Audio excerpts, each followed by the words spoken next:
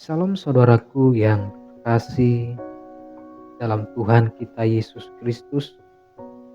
Pada kesempatan ini saya berbagi kebenaran firman Tuhan bagi saudara dimanapun Anda berada.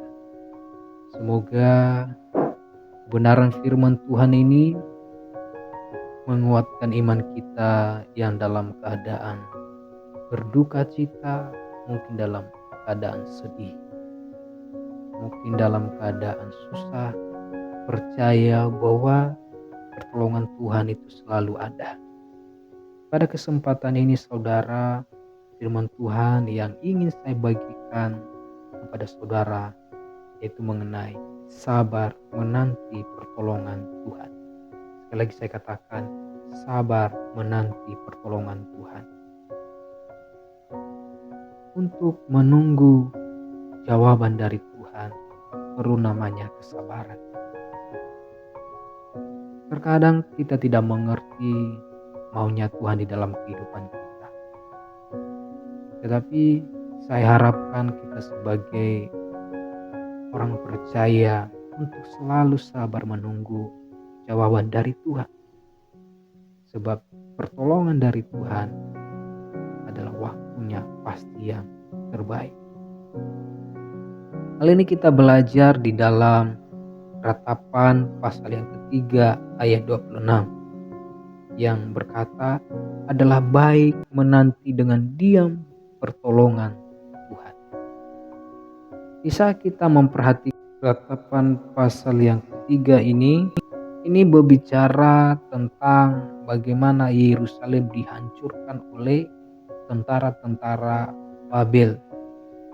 Hal ini disebabkan karena Allah murka kepada bangsa Israel karena mereka telah berdosa. Di sini kita belajar bahwa masalah itu juga muncul ya karena dosa. Dan masalah itu juga muncul itu karena ujian iman. Jadi kalau kita menyadari bahwa masalah yang terjadi dalam kehidupan kita disebabkan oleh dosa, bertobatlah. Tetapi kalau masalah yang kita hadapi adalah karena ujian datangnya dari Tuhan untuk menguji iman kita, ya maka kita harus sabar dan tetap percaya kepada Tuhan. Ketika kita kembali di Ratapan yang pasal ketiga ini, kita bisa melihat kehancuran bangsa Israel pada masa itu yang paling kelam, paling menyedihkan, paling mengerikan, yang penuh dengan air mata dan dengan penuh penderitaan, yang sesuai juga dengan nama kitabnya yaitu Ratapan, di mana di kitab Ratapan ini bangsa Israel mengalami namanya murka Tuhan, di mana masa yang paling sulit dirasakan penduduk Yerusalem dan semua dalam keadaan yang tidak aman. Mereka menjadi bingung, tidak ada pertolongan yang datang kepada mereka. Mereka menjadi bingung kenapa Tuhan tidak menolong mereka. Padahal masalahnya itu terjadi karena mereka telah meninggalkan Tuhan. Karena mereka melupakan Tuhan. Sehingga Tuhan murka kepada mereka. Sehingga Tuhan mengutus orang-orang Babel untuk menghajar mereka karena dosa-dosa mereka. Di dalam penderitaan dan kepedihan hati ini, timbullah iman dari Yeremia untuk mengajak umat Tuhan tenang dan diam menunggu datangnya pertolongan dari Tuhan. Dengan berdiam, kita dapat mengingat segala perbuatan kita, segala kebaikan Tuhan di masa lalu, sehingga muncul pengharapan yang baru, di mana Yeremia mengajak umat Israel untuk berdiam dan merenungkan dan tetap sabar menunggu pertolongan Tuhan. Berdiam menantikan pertolongan Tuhan di dalam penderitaan dan kesulitan adalah bagian dari pembentukan karakter manusia. Dengan berdiam dan merenung, kita bisa fokus untuk mengambil waktu, mengintrospeksi diri untuk mencari tahu tentang titik permasalahan yang kita hadapi. Ketidaksabaran dalam menantikan pertolongan Tuhan akan membuat kita jatuh lebih dalam ke dalam dosa karena kita akan mencari sumber pertolongan lain dan terjebak dalam keputusasaan. Melalui firman Tuhan ini, saudara, mengajarkan kita bahwa adalah baik menanti dengan diam pertolongan Tuhan. Tujuannya apa, saudara? Supaya kita fokus mengapa masalah itu terjadi. Kita merenungkan. Kalau masalah itu terjadi karena dosa, bertobatlah dan mintalah pertolongan dari Tuhan dan sabar menunggu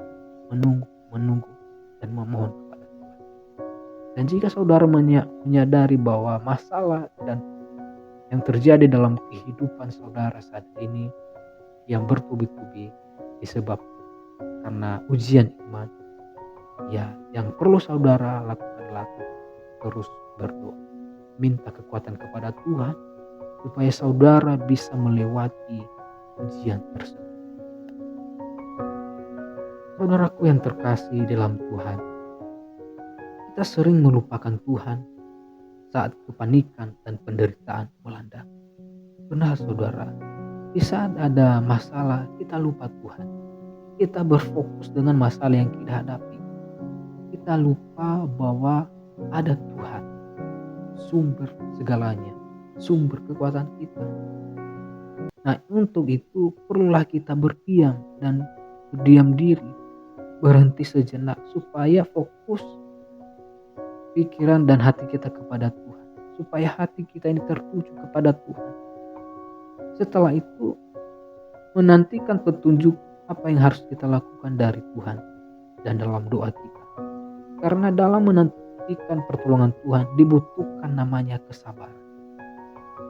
Namun jika kita tidak ada kesabaran, maka apa yang terjadi? Kita akan salah mengambil keputusan dan mendahului kehendak Tuhan.